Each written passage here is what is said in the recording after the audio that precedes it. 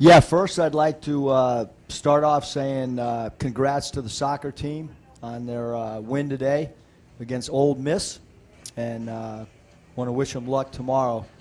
It's huge for the athletic program what soccer's doing right now. Regarding tonight's basketball game, really proud of the effort that our team showed on both ends of the floor to score 91 points. And you know, when we're still trying to figure out kind of who we are and what our identity is. And we had 21 turnovers. If we could have 10 of those back and get a shot on goal, maybe we score a little bit more. Defensively, I thought we were locked in. Probably only had 3 or 4 defensive, missed assignments, which is very few on an opening night. And I think the count on our passes was right around 254 when our goal is 200. It's the most passes that I've ever had a college team have. So really good ball movement. They shared the ball. They had fun. They competed. They played with energy. They played with effort. They played with enthusiasm. So I'll take any questions. Surprise, Bob. Hey, Eric. Hey, I know you had to put out some bad news for the game about Connor and Reggie, and how good was it to see the team go out and respond with an effort like that when they were, I mean, we didn't think Connor would be here, but obviously thought Reggie'd be here. Yeah, I thought that the guys did a great job, with a limited roster, so to speak. I guess in the last 4 years I've been kind of used to having a roster that's only got 7 or 8, because that's kind of what we've had for 4 straight years. But I looked up at one point, Isaiah Joe was at the power forward spot, and then towards the end of the game, his last segment in, he was playing point guard. So he went anywhere from the 1 to the 4. From a versatility standpoint, our guys have done a really good job of learning multiple positions, because I thought our half-court execution on baseline out, side out, half-court sets was really, really good. And I was worried about us being a little bit sloppy and 1 or 2 guys not being in the right spots offensively. But I thought every guy that checked in the game did a really good job of understanding spacing and our second and third options. It's kind of easy for a basketball team to know their first option, but then when the defense takes away option 1 and 2, how do you read and react to what the defense is giving you? And but yeah, I thought our guys did a good job, and there's a trust factor in a short amount of time, because we had players asking to come out with the belief or trust that they were going to go right back in. Sometimes guys don't want to tell a coaching staff that they need a blow because they're worried about how quick they're going to get back in, or are they forgotten. But we had 4 guys during different stretches of the game asked to come out real quick, and then we got them right back in and tried to reward them. And Adriel Bailey, first time ever since Ron Artest actually subbed himself back into a game. So I was a little bit shocked. I looked up and the guy walked down on the scores table without getting approval from the coaching staff. So I give him credit for taking it upon himself to sub himself in. Coach, the preseason was a microcosm sometimes. Hold on, Kevin. And I don't agree with Connor. I'll go on record and say that I think Connor got a good case, and it's unfortunate. I'll leave it at that. Sorry, Kevin.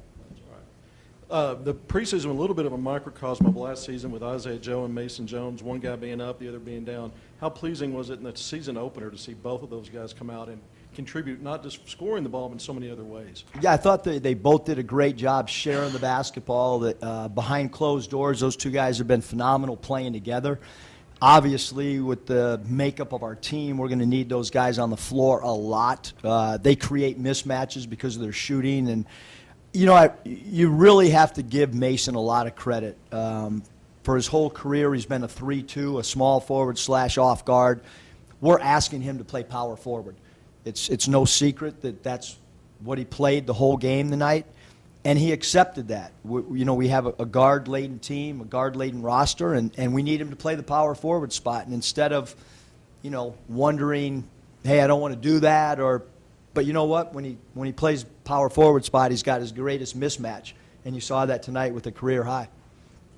Yeah, I was going to ask about the career high 32 points from Mason Jones, but First of all, he had 28 or 27, and he said, "Coach, I need 3 more for 30."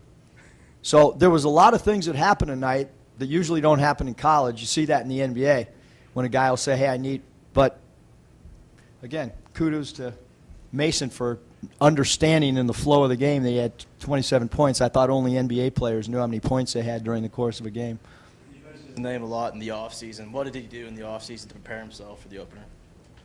You know, I've talked about it before. We had so many guys in at 6 in the morning shooting before our 7 o'clock weightlifting sessions, and they were doing it on their own. Mason was one.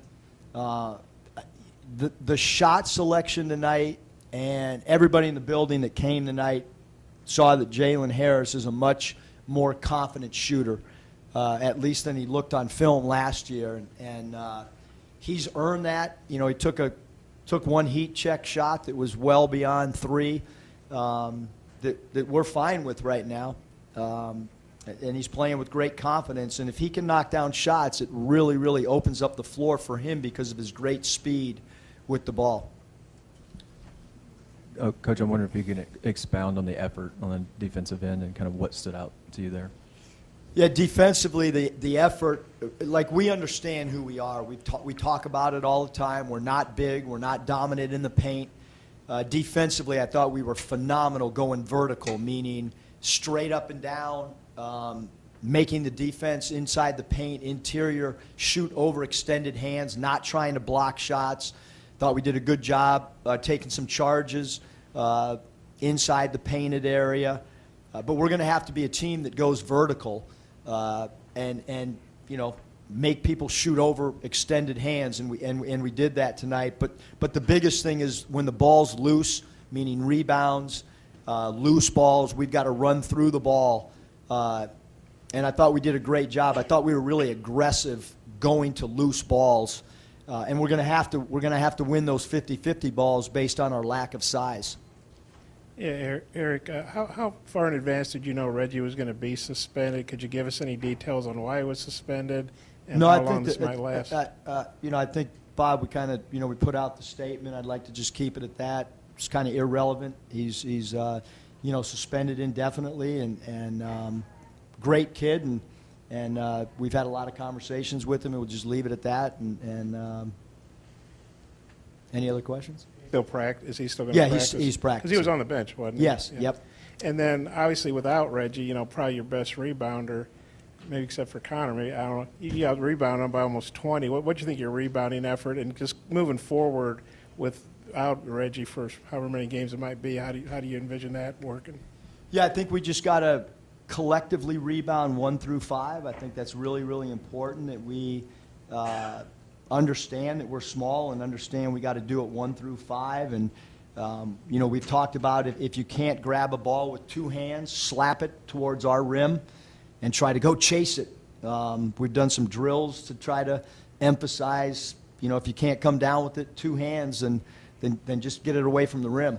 Trying to outreact people because we're a little bit smaller. So that's what we're going to have to do. But I thought the effort tonight was great. We'll see how it is against North Texas. You've got a little over a week for the early signing period starts. Talk about the momentum you've got going into that, and I would guess that putting forth an effort like this doesn't hurt. Yeah, I mean, obviously, per the NCAA, we can't, talk about any recruits or anything, but there's a date coming, and the staff, the entire staff has made a lot of groundwork with a lot of wrecruits, and whatever happens. We feel like we were behind a little bit, obviously, when you from a relationship standpoint with people. But again, I guess probably all I can go into other than really proud of how hard everybody's worked to try to make up ground, and then you just see what happens. Eric, thought that segment there in the second half where Adrio had that breakaway and you ran out to the logo and were just going crazy. Talk about that. When we're winning, I like to have fun too. And, I think that crowds kind of feed off all of us, and so probably, if we play well again, I'll probably do it again. Kind of an emotional guy, so I apologize if I offended anybody. Actually, Isaiah had a career high 7 assists. What do you think his playmaking? Obviously, he's known for threes, but the playmaking, and then you guys, you're going to have to shoot a lot of threes, and you shot 40% tonight. How good was that, to see that first game?